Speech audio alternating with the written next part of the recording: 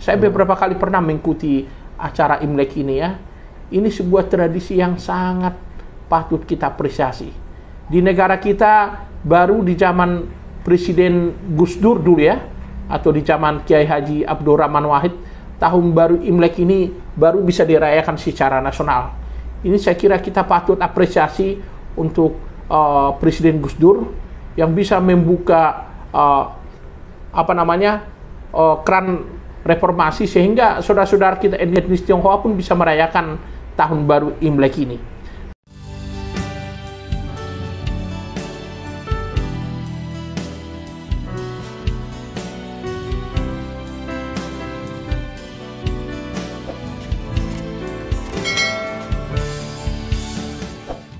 Shalom dan salam sehat untuk Bapak dan Ibu para sahabat Narwastu dimanapun saat ini berada.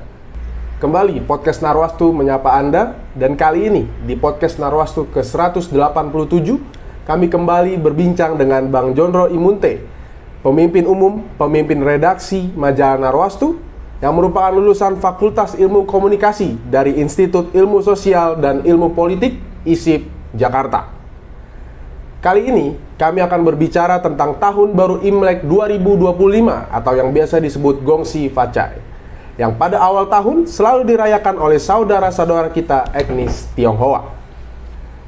Dan ini cukup menarik diangkat sebagai sebuah tradisi tentang kebersamaan dan persaudaraan yang rukun di tengah keluarga.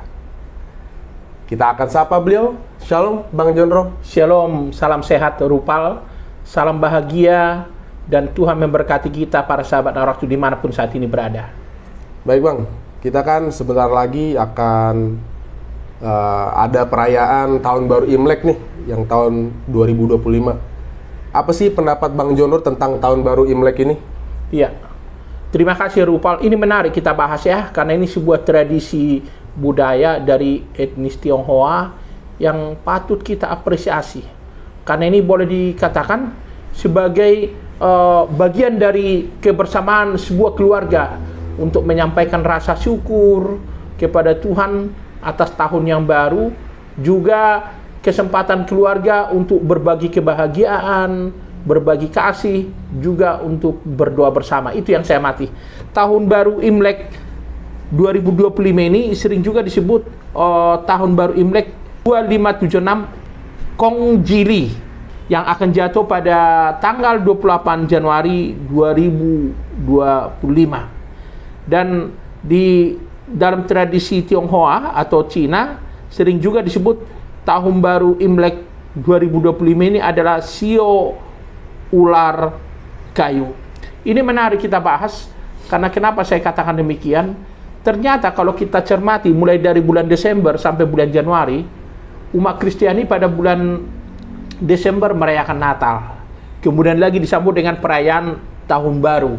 Itu yang biasanya dirayakan dengan ibadah. Kemudian masuk bulan Januari atau Tahun Baru, dirayakan dengan Tahun Baru Imlek. Jadi kalau kita lihat dari Desember sampai Januari ada banyak perayaan, kebersamaan.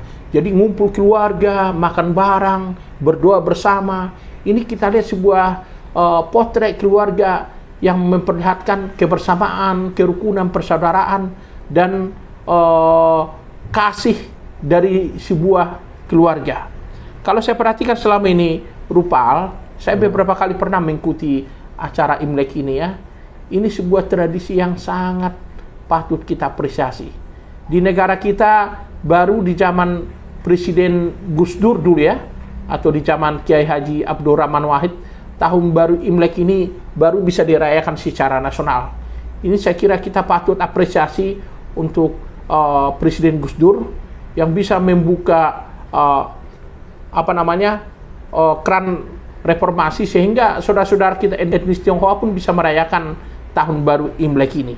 Dan satu hal yang mau saya sampaikan, ketika kita merayakan tahun baru Imlek, ini sebenarnya sebuah kegembiraan, sukacita bagi saudara-saudara kita etnis Tionghoa untuk bertemu dengan keluarganya, bertemu dengan saudara-saudara yang barangkali lama bertemu, kemudian mereka berdoa, makan bersama, dan mereka mengharapkan ada kesehatan, kebahagiaan, kemakmuran, kerukunan di tahun yang baru ketika mereka sudah berada di tahun yang baru yang kita barangkali tidak tahu apa yang akan terjadi, tapi mereka mensyukuri tahun baru itu adalah sebuah berkah dari Tuhan yang Maha Kuasa yang harus disambut dengan penuh kegembiraan. Saya kira demikian, Rupa. Oke, Bang. Tadi kan Abang bilang Abang sudah beberapa kali mengikuti acara perayaan Tahun Baru Imlek nih. Nah, pengalaman apa aja sih yang Abang dapat dalam acara perayaan itu, Bang? Iya, para sahabat Narwastu, perlu saya sampaikan, di tengah keluarga besar majalah Narwastu ada salah satu staf kita itu etnis Tionghoa ya. Dia etnis Tionghoa, orang tuanya campur etnis Tionghoa dan orang Betawi, namanya Yunita Christine. Dia setiap tahun baru selalu merayakan Imlek, dan kita juga selalu merasakan oleh-oleh khas Imlek ya. Apakah dodol, makanan-makanan khas Tionghoa selalu dibawa ke kantor kita kalau dia merayakan itu. Itu yang pertama. Yang kedua, ada juga salah satu penasehat majalah Narwastu yang sudah beberapa kali mengundang saya dan keluarga ya untuk merayakan Imlek, yaitu Ibu Pendeta Dr. Sarah Fifi ya dan keluarga. Jadi kalau kami diundang dulu merayakan Imlek ya, kita pakai baju merah ya, kita ada ibadah dulu di kantornya, sambil kita ibadah dulu sebelum makan, kita beribadah ya, dipimpin seorang hamba Tuhan. Kemudian kita makan bareng. Kemudian karena anak-anak saya juga ikut, Ibu Sarah Vivi memberikan angpau. Ini bagi saya, menurut saya cukup indah ya, cukup rukun. Di situ mereka mengharapkan ada